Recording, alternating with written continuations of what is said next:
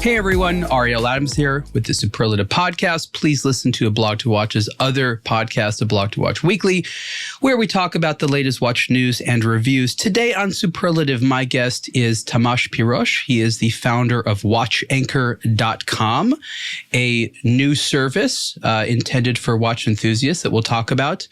Tamas, welcome. Thank you. And thank you very much for having me. It's great to be part of this wonderful podcast, and I look forward to our discussion. So where does this discussion fit into the wider world of watches? And I like to sort of set that up sometimes for people because we have a lot of people on the show that aren't, traditionally from a watch brand or a watch design or something like that. Now, I approach this hobby for the love of the machine. And machines are mechanical in nature, but also digital in nature. And software machines are something that I find interesting. And once in a while, there's an intersection between the world of software and watches. Obviously, smartwatches were a big part of that, but they're not super enthusiast focused right now.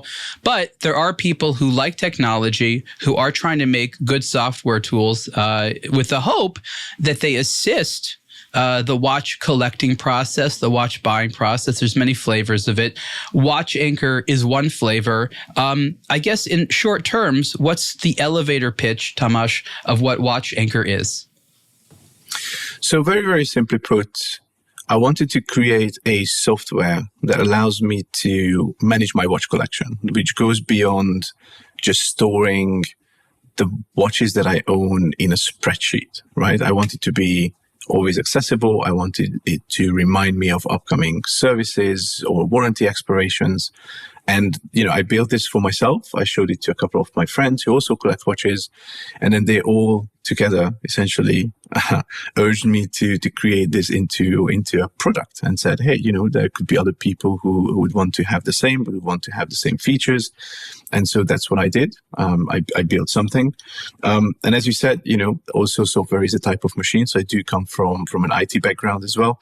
And I think I put many years of my experience into making sure that this software product works and behaves in a way that any user would be happy with it.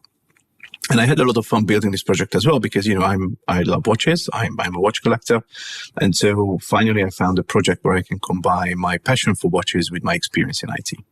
When I first started writing about watches in 2007, I was living in San Francisco. And while I'm not a software developer myself, I was in a culture where there was a lot of them. I was reading a lot of websites and content that software developers were also reading. And I think I started talking about watches in a way that someone who's in an IT technical job, software development job, understood. And this was very new at the time because the Swiss and the sort of traditional luxury industry did not really have a lot of conversations with this audience. I'm not saying I was the first or the only, but it really shaped how I created aBlogtoWatch. And I've always thought of discussing watches for that type of audience because I grew up reading a lot of the same content that audience was reading. And so I think it's really important to say that it's a relatively new thing that the watch industry has understood how to connect with people in this industry, even though there's a very natural overlap between technology creation and appreciation of timepieces. Would you agree? Wholeheartedly.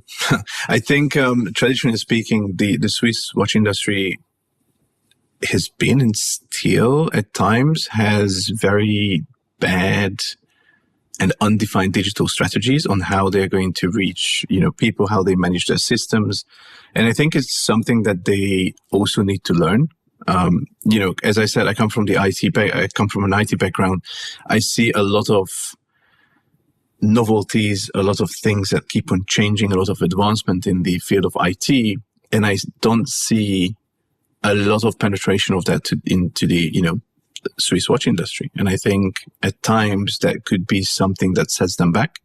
There are some brands who absolutely are doing an amazing job. And I think those are the brands that you hear watch enthusiasts talk about, because they love the watch and the watches get in front of the people, or it's easy to purchase or it's easy to view. But sometimes I find very large brands, and I go to their website or I try to see what they're doing on social media, and it's all very confusing. It's all very, it feels very disconnected to how I see other brands and other people doing that. And I think there's still a lot of room for improvement, for sure. What are you primarily missing in the experience? I don't disagree at all. Mm-hmm. I hear their perspective, and their perspective is like, yeah, we get it that it sucks, but even though we keep trying, everyone tells us that it sucks. We're just hoping that maybe someone learns about our watches elsewhere, which again does not always make sense. But could you be more specific as to what you feel like you're missing when you are looking at those websites or those web presences that disappoint you? I think number one for me is the fact that most brands now allow you to purchase some of their watches online, right? They have an e-commerce store or shop in some shape or form. And, that sometimes is not available in every country, but in the country where I happen to live in, most brands offer this. And then, you see a watch online, and maybe you have the intention to purchase that watch, and they have maybe one or two images of the watch. Now, who would, in their righteous mind, purchase a watch online just by looking at the watch, from a front view, or maybe seeing the side? They don't even list whether the watch has open or closed case back. So, don't make me fish for information, right? Excuse me. There are certain things about a watch that, as a watch enthusiast, especially as a watch enthusiast, I would like to know. Is it open or closed case back? What's the movement? What's inside the watch? And sometimes these pieces of information are missing. There's no picture of the caseback of the watch. There's no information about the caseback of the watch written in the description. Or sometimes they just say, oh, this is powered by, our movement called ABC. I'm like, okay, but what does that movement do? How does it work? I want to know these details. I want to be able to explore the watch in detail. And what's very interesting is, if you have a look at so every year there's a watch industry study coming out from a certain consulting firm. And so they interview, people from the watch industry, CEOs. And if you look at those studies and reports for the past, I would say 3 to 4 years, every single one of them mentions that the watch brands want to be better at their digital strategies. They want to replicate the in-person boutique experience online. Which I get, because less and less consumers would actually walk into a physical boutique to look at the watches. And that's why they want to replicate the same experience online, so that people don't need to come in. They can go to their website, they can have a look at the watches, and they can decide whether they like the watch or, explore the watch or actually make the purchase. But if you're providing these experiences where you don't show enough information, then how do you expect people to explore your watches, right? It's shooting yourself in the foot. Pretty much, right? It's going to cause a bad experience for users. And that's what, at least people who are like-minded to me, who are in the IT industry, they look at this as a bad experience, right? I do a lot of workshops on web performance and through my work. And one of the key things to understand is that if, for example, a website performs badly, it's slow to load, for example, that's going to hinder the brand's reputation. That's going to hinder your company. That's going to hinder your profit and your revenue, because the one thing people will remember, and the one thing that people will pass on to other people, is that, oh yeah, that's the website where the pictures didn't load, or that's the website where I couldn't find anything, so don't even bother with them. And so I think if I'm perfectly honest, if I want to explore a particular watch from a brand, I would expect to find everything that I need on the brand's website. I shouldn't go to, third-party websites. I shouldn't have the need to put in extra time and energy to essentially search for additional information.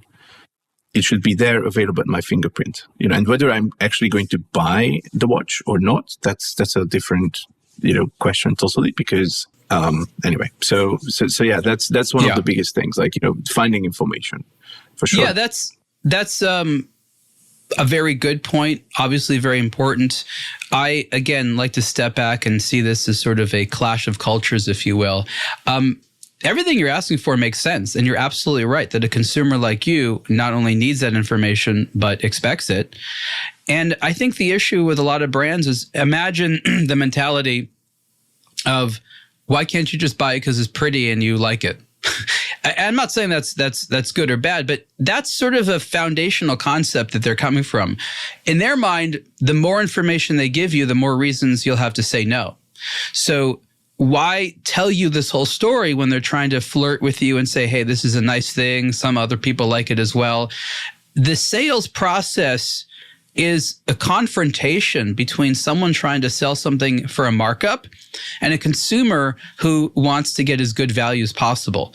This is not always facilitated by an equal dissemination of information.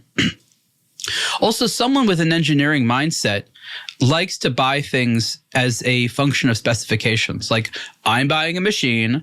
I want the machine to be made with like high quality parts, and I want to work well, and I want to look nice, but it's also got to do the machine thing well. And that's true. Watches are machines, but luxury products are not sold that way. Someone doesn't walk in and be like, all right, let me see your tech spec sheet. Good. Looks good. I'll buy 5 units. Like, that's not how it works. They have to get romanced on a fantasy which is larger than the sum of the parts.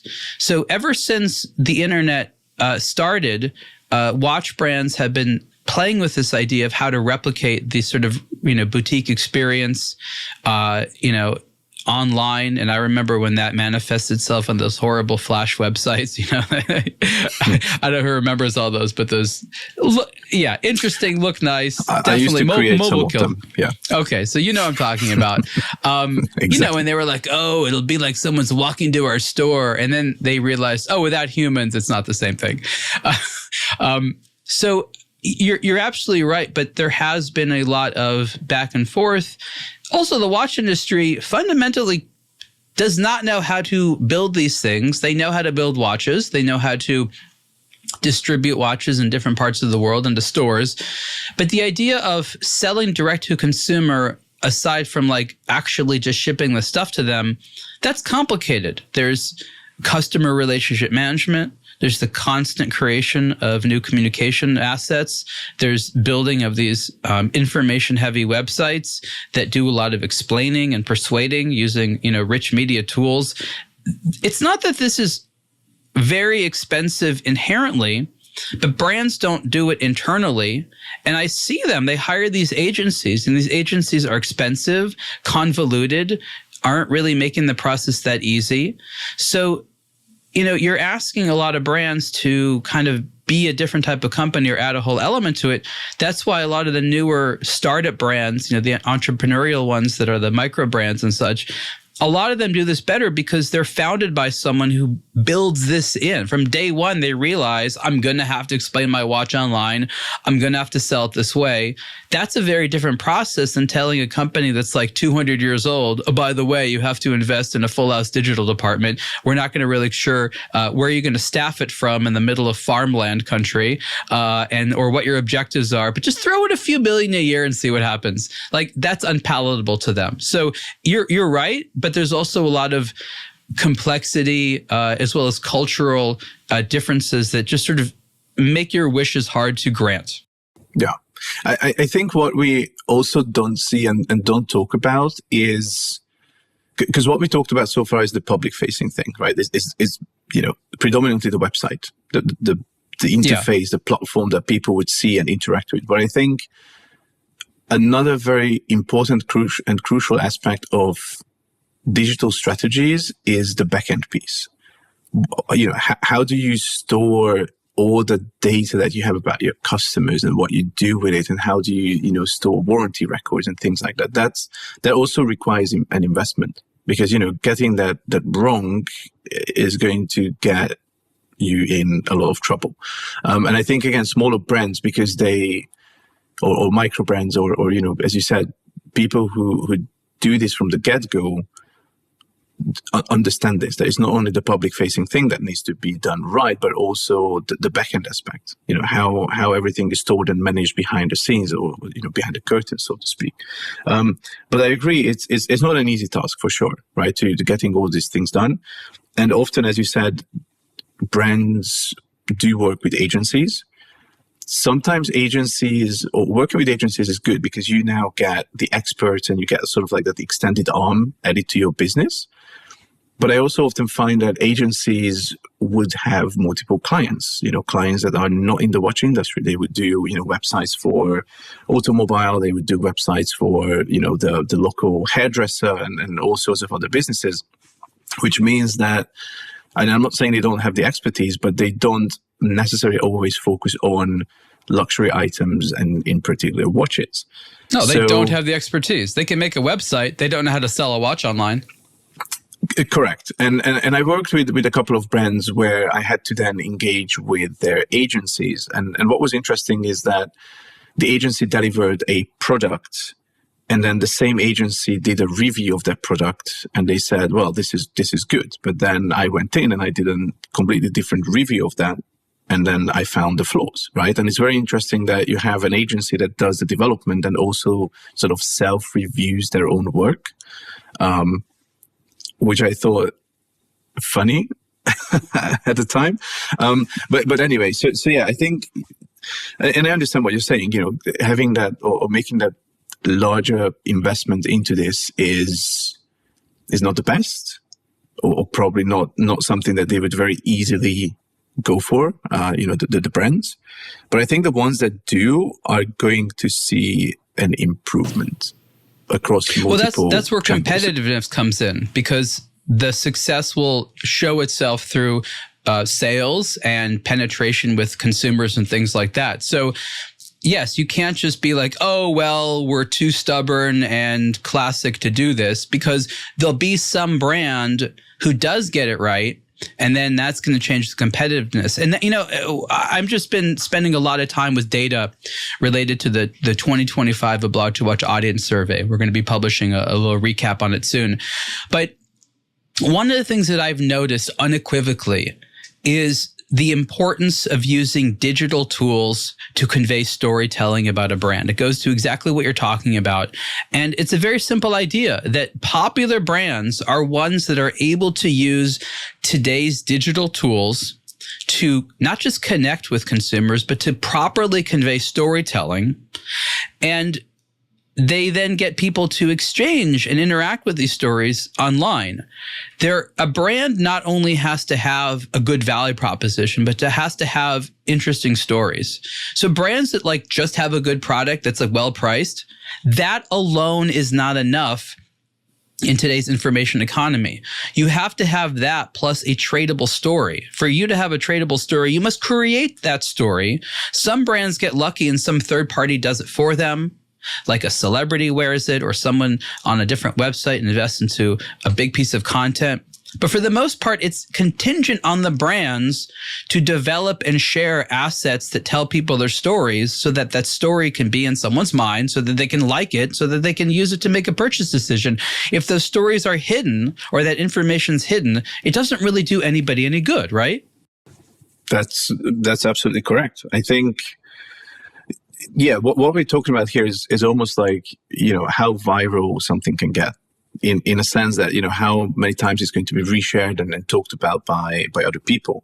And I think if you get an interesting and intriguing story, and then you have the right tools and the right way to tell that story online or in a digital way, then of course people, are going to see that, they're going to reshare it, they're going to talk about it. And that also grows the awareness or the reputation of the brand, depending on, what you're after.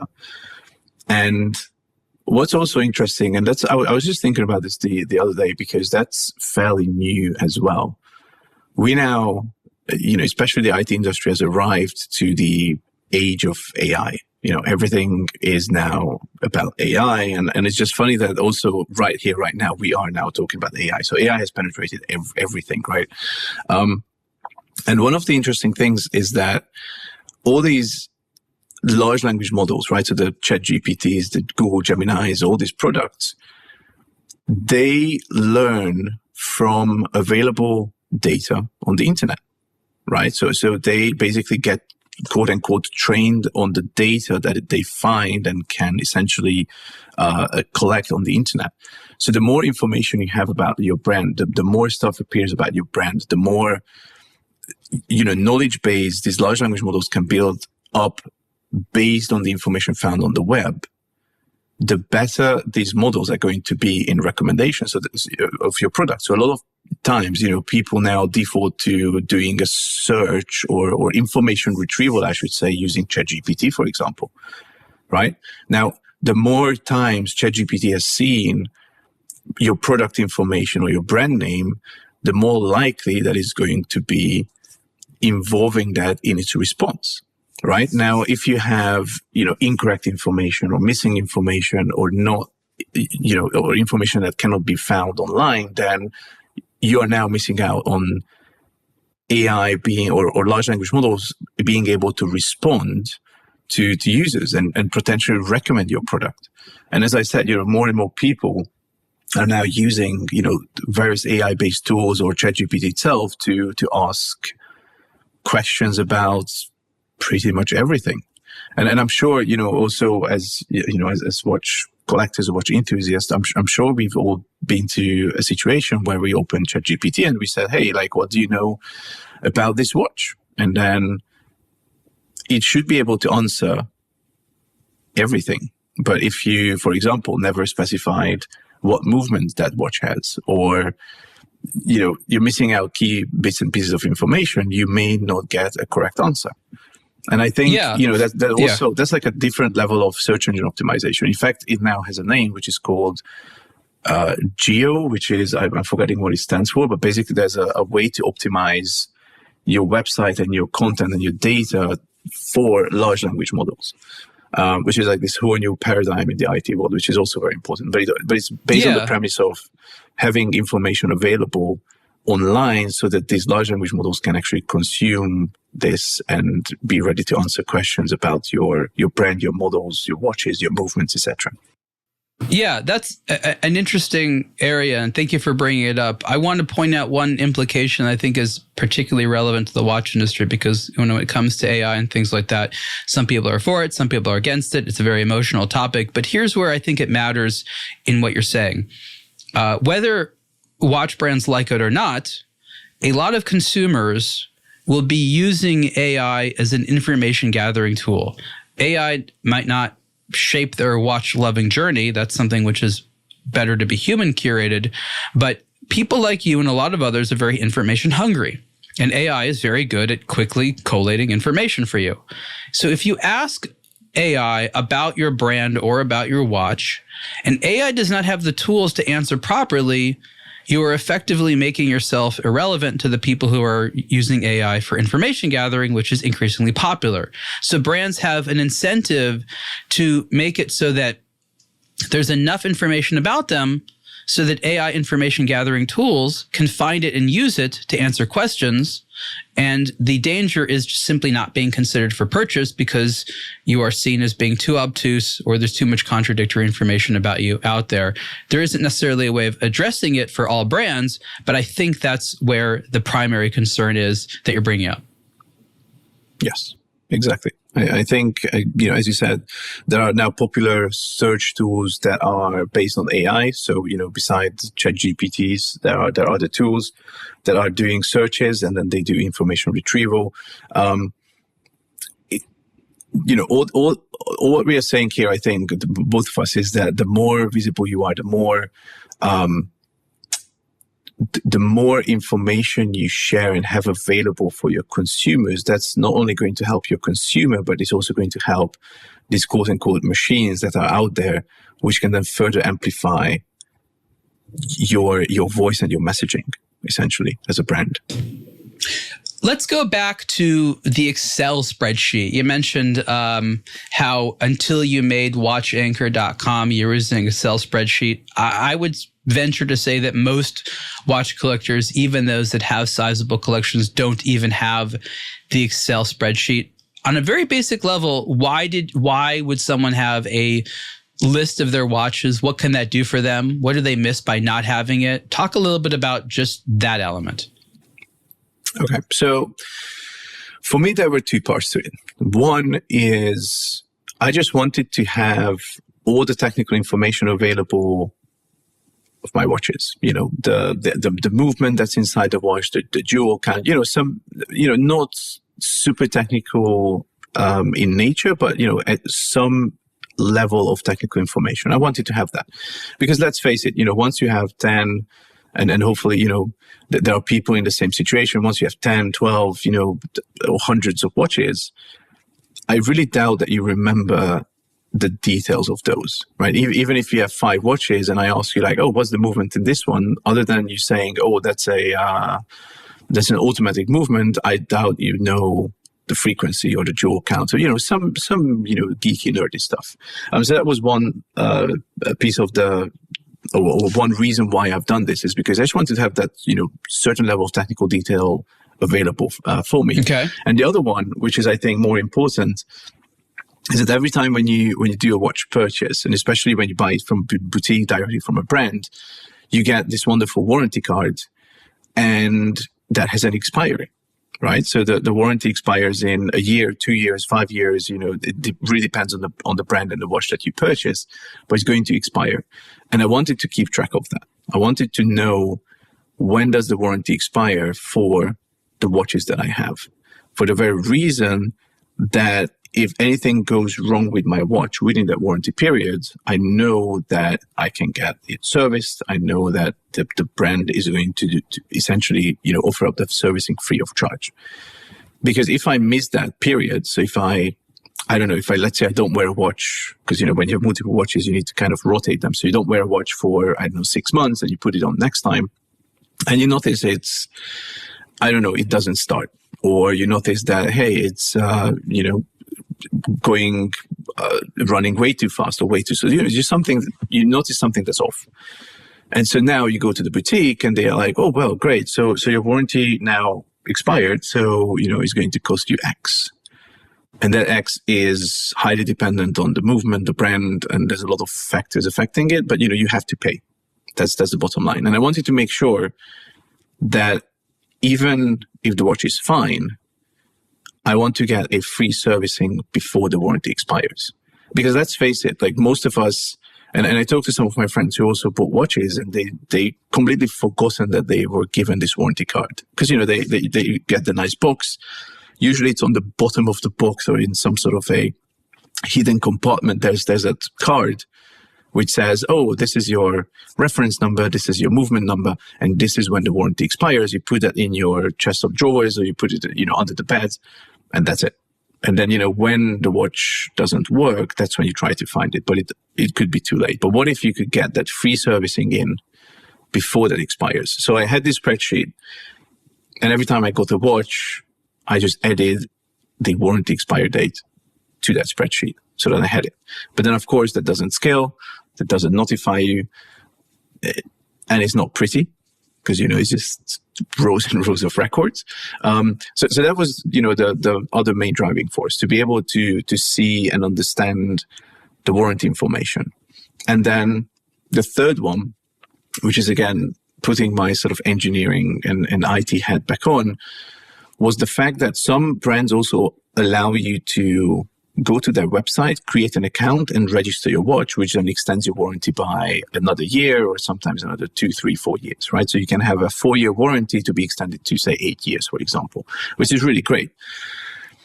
But what I found is that once you again have 5, 6, 7, 10 watches or above, is that you have to now log in to the individual brand's website to be able to see your warranty information. So now let's say you have 5 watches from 5 different brands. That's 5 different logins to 5 different websites.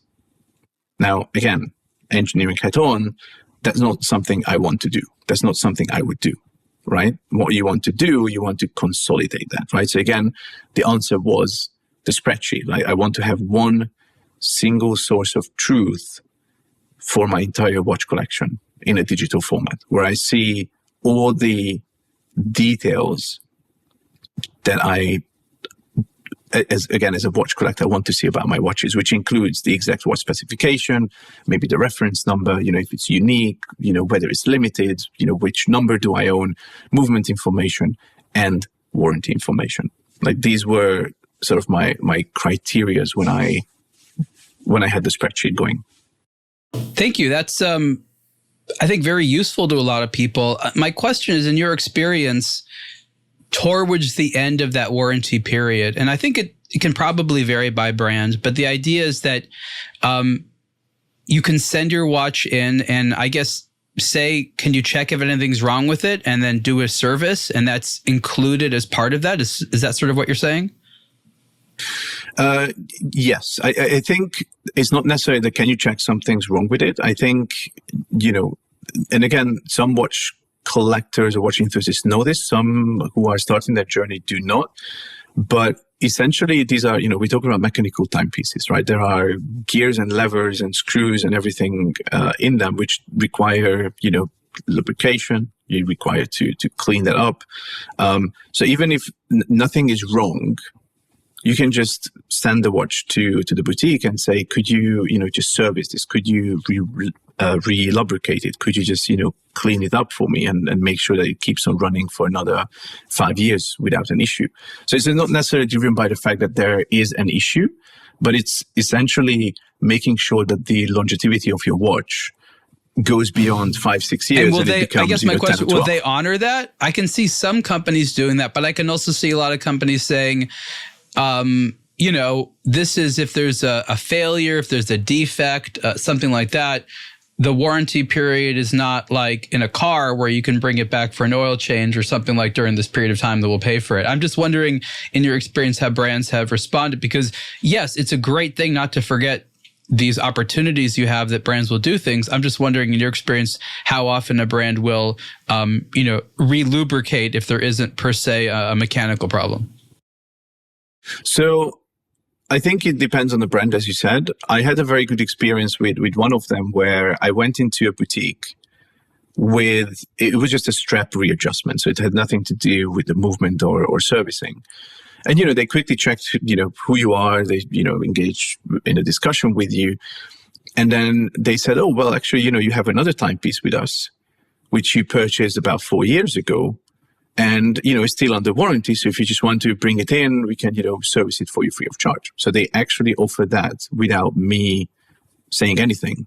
And this was also in a time when I started with my spreadsheet and I was like, oh my God, I purchased this 4 years ago and then the warranty expires in 5. I wish I'd known that.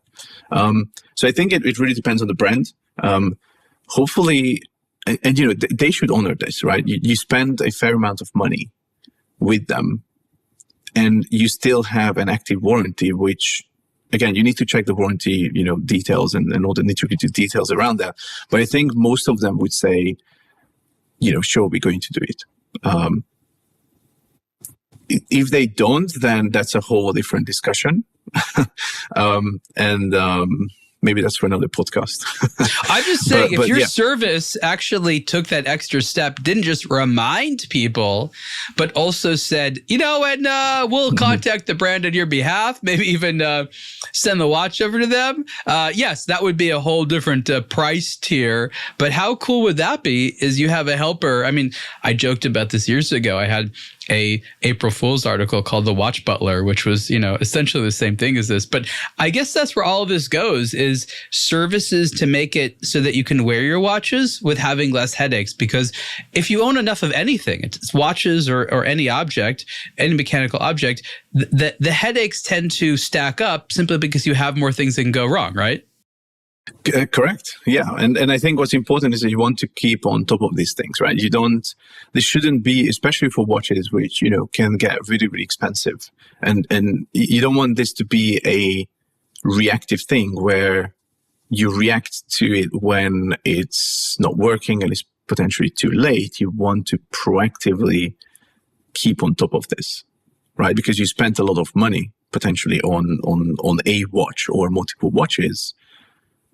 And you want to make sure that you can enjoy those watches without worrying about a service which would potentially cost you even, extra money. I think for me, that's the best use case here is those last, months or that last year of that warranty period. If you've worn the watch enough, chances are if you send it in, they'll find something or they'll do something to it. And why not take advantage of the fact that they'll pay for that? Because the stakes are high.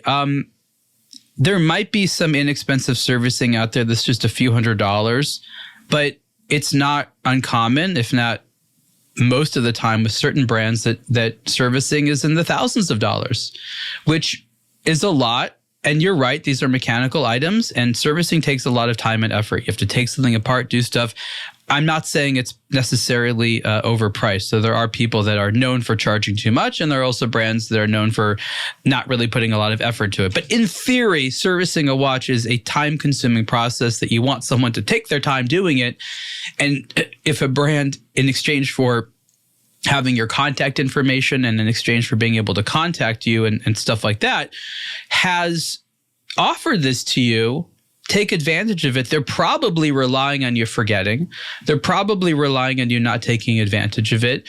And for the most part, yeah, they want to be cool during a warranty repair service because they want to train you to go back to them when you have to pay for it. And I think that's a really important point, is that these service departments for a lot of brands are profit centers. They have become this, for better or worse. I've written about this extensively. That's sort of out of scope of this conversation. But they want you to service your watch with the brand. Again, according to our survey, most people actually would prefer to service their watch to the brand. If they use a third-party watchmaker, it's because the brand won't do it or costs too much. But the preference people have, and I think brands should hear this, is that if I bought my watch from this company, I should be able to go to this company to get my watch fixed or serviced, especially if it's in a period where I think I shouldn't be paying for it.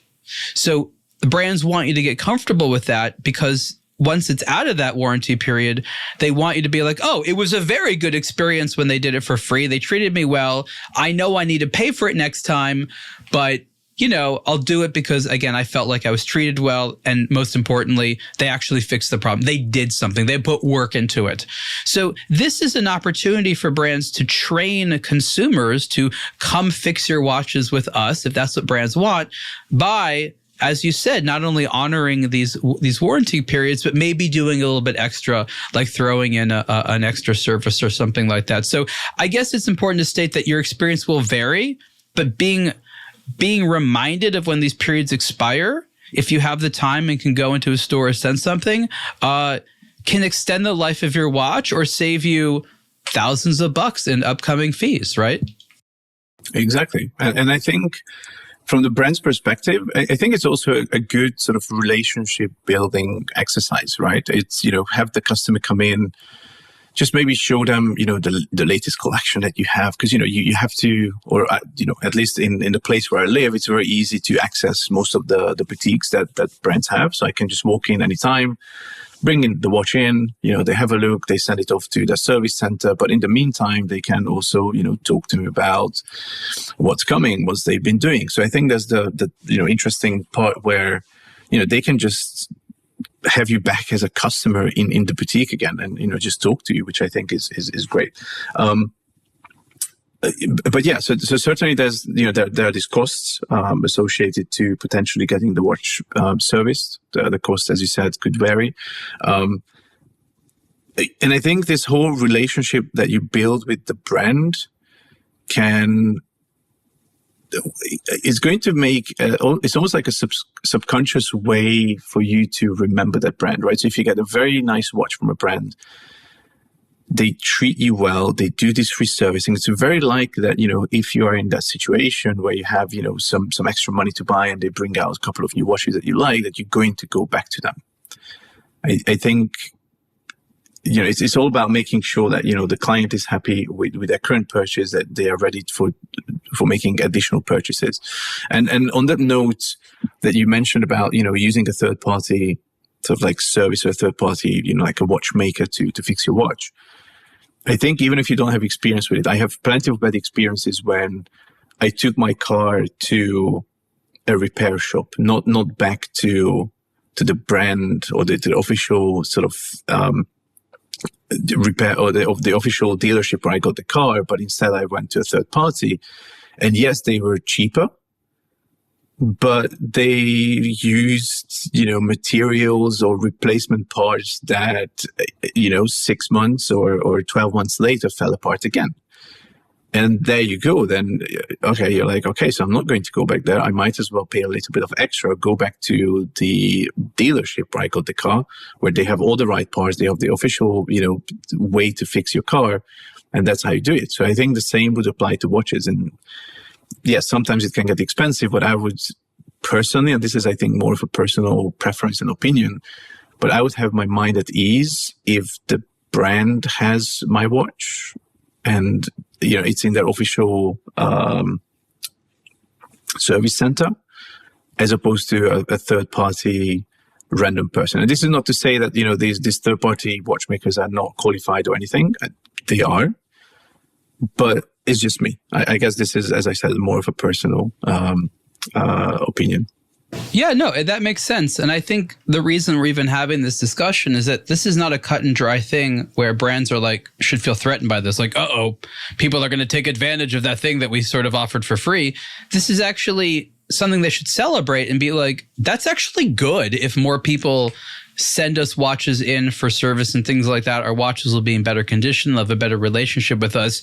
So I think that there's a reaction that people can have at brands of being threatened by this, but it's wiser to look at this as actually something that helps business.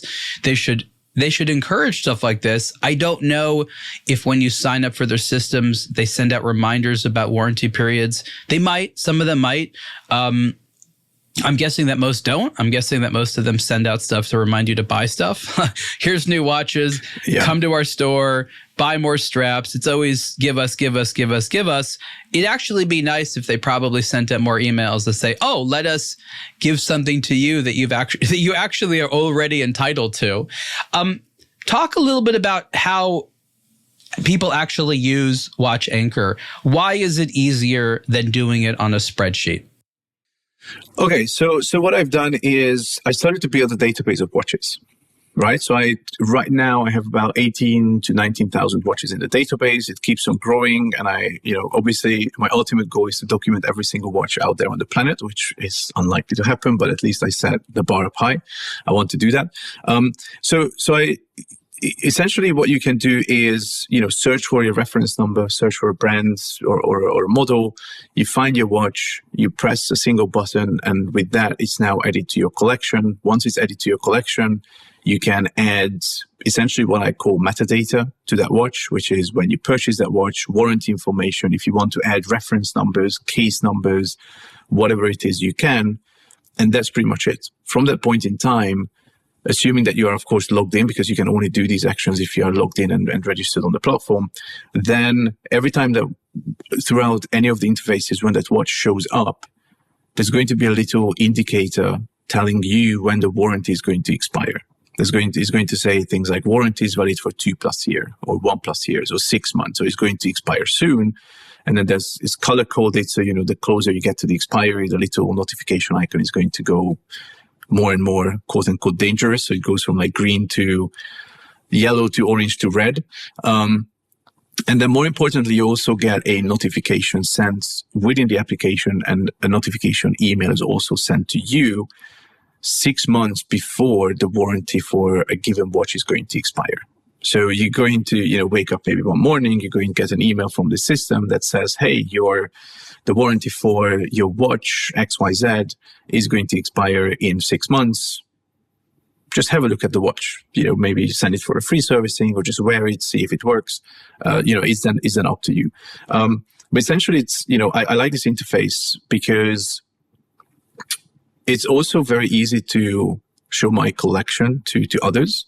And I genuinely had this a couple of weeks ago when I met a friend of mine, and we ended up talking about watches. And he just casually asked, like, hey, can I see your collection? And we were in a coffee shop, right? We weren't even close to my house. And I said, okay, sure. So I just, got this application. I logged in. I went into the collection section. I handed my phone over to him, and he was able to scroll through my entire collection because, you have the pictures, you have all the these data points that I mentioned, the movement information. So he was able to essentially browse my watch collection right there and right now and ask me questions. And we just had a very nice discussion about watches. So I just, I made sure that the interface is easy to use. It's also simple.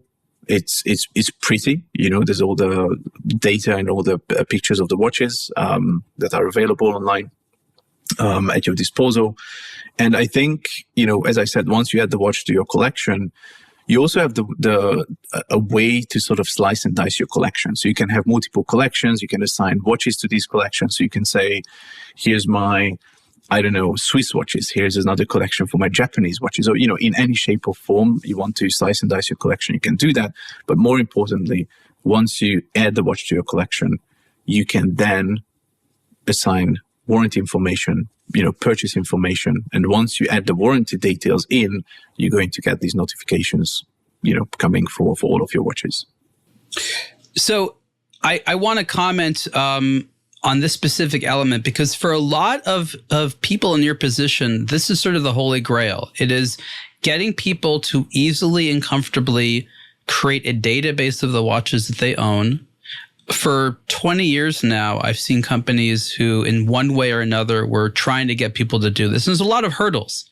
And I think that's really important to say. Once you have theoretically developed a habit and uploaded your collection, yes, there's a lot of benefit. If you already have a collection, this can become a tedious process.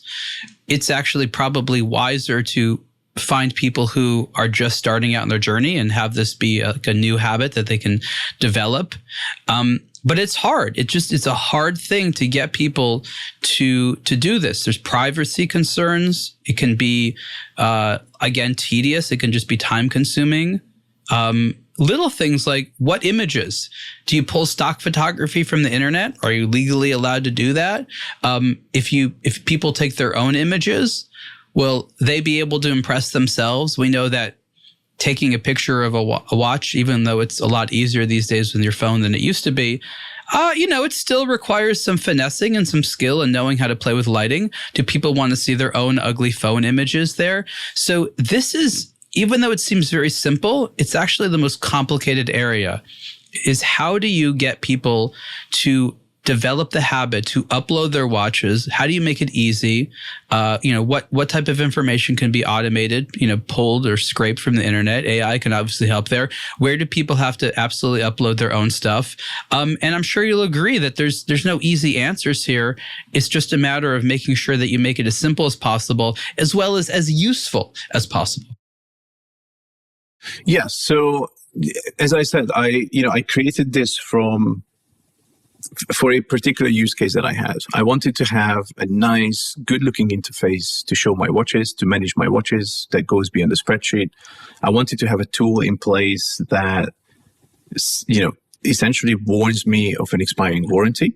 And I think I touched upon this before, where if you register your warranty for extension with brands, you need to log into 5-6 different places, different websites for the brands. You need to log in, check your account, check the watches, check the expiry of those warranties for those watches, etc. And I wanted to have a unified interface. I wanted to have one single source of truth for my entire watch collection in a digital way. And so that's what I've done. So I think, in terms of privacy, so obviously once you add your information, meaning that you add, say, the warranty information or reference numbers or whatever it is, you can only do that when you're authenticated. The authentication is, I'm using a third-party provider, so I'm actually using an authentication service. So, I rely on people that are much better at doing the authentication part than I could do. So I'm using, essentially what I like to call industry best practices and industry tools for the specific parts. So there's, authentication is a very important part. You can only see these details about your watches once you authenticate. The authentication happens through a third party, which only specializes in authentication and data protection. That's they're one of the best ones out there, and I use them in multiple projects. We use them in our company, so it is what it is.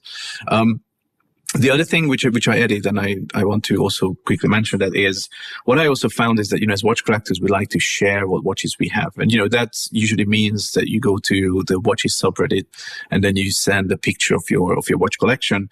So what I've done is, and this is on an opt-in basis, right? So if you want, you can share your collection publicly. So what that means is that there's an option to share I mentioned that you can slice and dice your collections. You can share all your collections, or you can just say, here's my collection named Swiss watches, and you can only share that publicly. You get a URL, which you can then send to anyone, and they would be able to see the watches that are in that collection.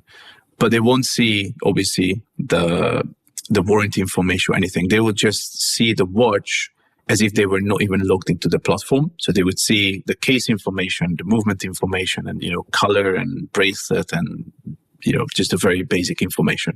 But I found it to be a very nice way to also just share my watch collection, with my friends. Here's a URL. You click that URL, WatchAnchor.com opens up, and now they can browse the watches without exposing any of the personal details. So I'm glad you brought that up. The idea that you could use a database, not just for your own personal information, but as a way of sharing your collection as a singular thing. There's a variety of reasons why you'd want to do that. A long time ago, probably close to 10 years ago now, I also envisioned this as being something that would be useful. And again, I can go quite deep as to why, but I think it's an interesting question to discuss. If people are going to have digital versions of their collection that they share for pride, for other reasons like that, what's the right and wrong way to do that? And I think this is a great discussion to have because, as you said, some people definitely want to do it. I'm happy with everybody knowing every watch I have. Other people are horrified by this notion. What? People are going to see what my collection is? There's privacy concerns. If you're someone who buys and sells watches a lot, maybe you like the idea of people seeing what you have because somebody might want to buy one of those things. But again, there's, you can start to blur the lines between, am I looking at a watch collector's collection, or is this a dealer's inventory? And I don't think people necessarily want both of those things to interact. So, obviously this is quite high level intellectual, but what are some of the considerations that you had when thinking about this tool, and where do you think that we still need to figure out a lot of stuff? Obviously, a lot of experimentation needs to be involved here, but where do you think we need to figure stuff out when it comes to the feasibility of more people wanting to share all or parts of their collections in this sort of digital way? I think that's a very interesting question. I think it depends on the individual. Like, as you said, some people, freak out by anything that's done online or digitally. And, especially if it's like sharing the collection, or even, some people don't even share anything on, say, Facebook or LinkedIn or any of these social media platforms. But there are some people, as I said, if you go to the Watches subreddit, there are people every day that upload pictures of their watch boxes, and they talk about their entire collection. So I don't know the psychology behind this, right? I think that's a very lengthy and an interesting discussion, but I'm definitely not qualified to have that discussion. But I think what I try to do here is, because what I've seen a lot of times is people, would post a picture of the watch box, and maybe they would say, okay, this is my watch collecting journey for the past 5 years, past 10 years. And then in the thread of the discussion that follows, a lot of people say, "Oh, so what can you tell me about that watch? Top row, the third one from the left, or the bottom row, fourth one from the right. Like, just tell us stuff about the watch." And now imagine that you can not only share the picture of that watch box or your collection, but you also share a link with it, where anyone can now find this, information that they want about the watch. They will see the model, reference number, what's the movement inside the watch, how many jewels that movement has. So that was really my aim here, to be able to have this sort of like accompanying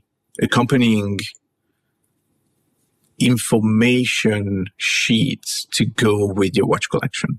And whether you actually want to share it or not, again, it's really up to you. But I feel that, if you're on the Watches subreddit and you uploaded a picture of your watch collection, then you're the type of person who would also share the URL. And if you never uploaded a picture of your watch collection to anywhere, then yes, I don't, I'm not forcing you on my platform to then share this publicly, right? It's totally up to you. You're in control. If you want to do it, by all means do it. As I said, you get some fine controls over it. And if you ever want to stop that collection from being shared, you can do that with a click of a button. And also, if even if, let's say that URL is seen by someone who, you don't want them to see that that's your watch collection. There's nothing that ties you to that watch collection. Like your name is not going to be there. It's just going to be, what they're going to see is a list of watches without any references to you. There's not going to be a username in the URL or on the page. There's not going to be your name. So there's no way that they can tie that to you, back to you. It gets complicated. I mean, yes, if that profile consists of publicly available information, right? If that profile is of a more unique watch, or there's pictures from the person themselves, you could identify who took them. There's maybe recognizable elements or serial numbers on that watch. And that's neither here nor there. I'm simply saying that it is an interesting discussion. I think that there's benefits to being able to share your collections. I think people inherently want to see other people's collections of watches. I think it's a normal exchange that if you want to see what other people own, you share maybe at least some of what you own. But I think that there should be a private and public view. There should be a private view of your own collection and maybe the details of the watch. But there should be ways of saying, I have this watch. But it's also, there's going to be a lot of online fraud. People are going to pretend, I have this watch, I have that watch. What are the implications of them pretending? So I think that there's a huge amount of discussion and experimentation to have, because this can manifest itself in very weird ways. But the core idea that you could let people know about what you have and then see what they have, I think makes a lot of sense. And then going back to the original discussion about how do you incentivize people to upload their collections in the first place, this goes back to that. It is an effort for people to keep track of anything. People sometimes barely put their appointments in the calendar because they don't see the ROI. Obviously, there is an ROI to be reminded and to organize your time. You just have to train them to develop new habits that this is a good idea.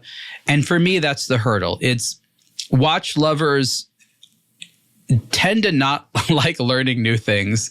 And that's, again, a lot of people are going to be hearing that, be like, what? I learn new things all the time. It's not all of you, but this is a conservative group. And a lot of the people who, stubbornly like mechanical watches from a certain era, you think they're open-minded in other parts of their life, right? Like, I'm just saying there's a certain linearity of personality that can occur where people celebrate their own personality, and that's a good thing. That's why you get watches. But sometimes you don't necessarily learn new things or develop new habits as maybe quickly as you should as an adult.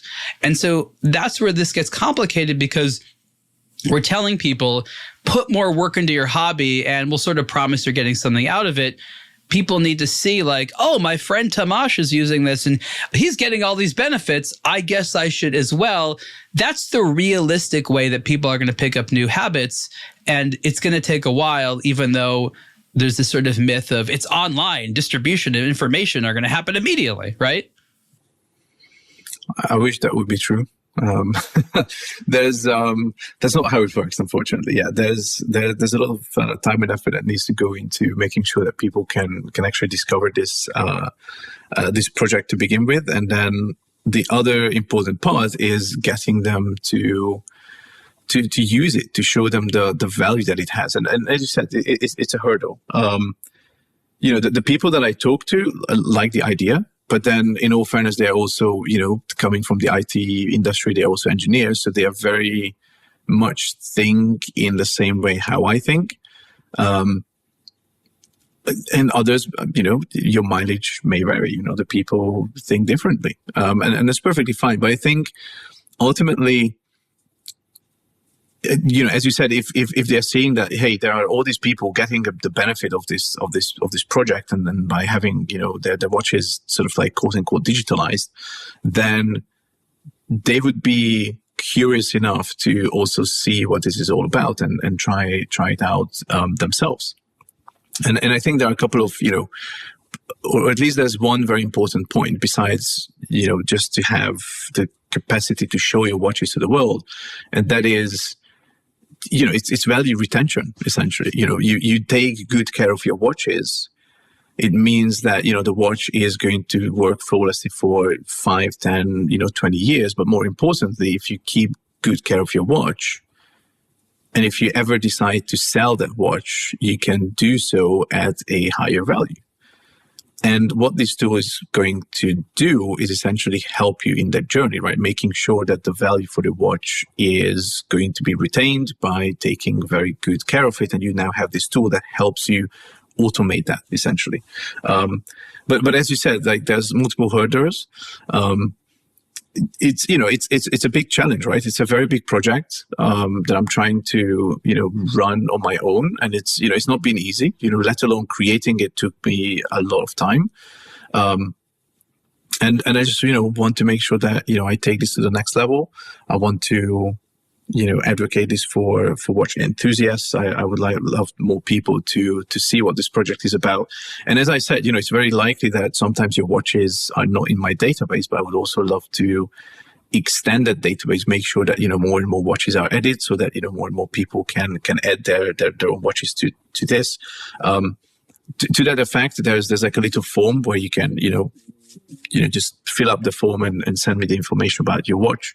And then I just verify that and add that to the database so that, it's exciting times ahead, right? I part of me is very excited for this. The other part of me is already dreading the amount of work and energy that's going to go into this. But, for the longest amount of time, I wanted to have a project that combines my love and time spent in the world of IT with my enthusiasm for watches. And finally, I found something that I feel is not only useful for me, but can be useful for other people. And, I'm at the very, very, beginning of this journey. There's a lot of work, as I said, a lot more work to do, essentially. Tamas, we're basically out of time, but before we finish, I want you to let people know about what WatchAnchor costs and where they can learn more about it and you on the internet. Okay, so essentially it's WatchAnchor.com. That is the website. Anyone that registers until the end of this year, I recently extended that. So end of this year, it's free of charge. You can, register, you can add your watches, browse the watches, do whatever you want. It's free of charge. Going forwards, there's also going to be a free plan. So starting from January next year, there's going to be a free plan. So anyone can add, I think there's going to be 5 watches free of charge. If you want to add more than 5, then there's going to be a certain fee, but I'm going to try to make sure that it's not going to be, a super high fee, probably maybe $100 per year or something very reasonable, because I don't want any fellow watching enthusiasts to, I want you to have money to buy more watches and not to spend on this project, essentially, or on the subscription cost here. But as I said, it's free of charge until the end of year. I would love people to check it out. I'm, also happy to see feedback. There's a contact form, and you can find additional information about me on the website itself. There's one more feature that I added, which I want to talk about real quick, because I think it's fun. So once you add watches to your collection, you can actually get AI to review your collection, and you can get a professional review, and you can get your collection roasted. And I'm pretty sure I know which most of you are going to click. So if you get your watch collection roasted, I would love to see what AI is going to say about your collection and you as a collector. And I would love for you to check it out and share it. I think I personally had a lot of fun. Like it told me very funny things. Me as a collector, I think the highlight was, so I have an Omega Seamaster. And then AI, when I asked for it to roast my collection, it said something like the only dive you take is a plunge from your sofa to your office chair. And it just, I loved it. It was so funny. Well, if you're a watch lover out there, put Tamas to work so he can continue to improve WatchAnchor. This has been the Superlative Podcast interview with the founder of WatchAnchor.com, Tamas Piros. Tamas, thank you so much. Thank you for having me.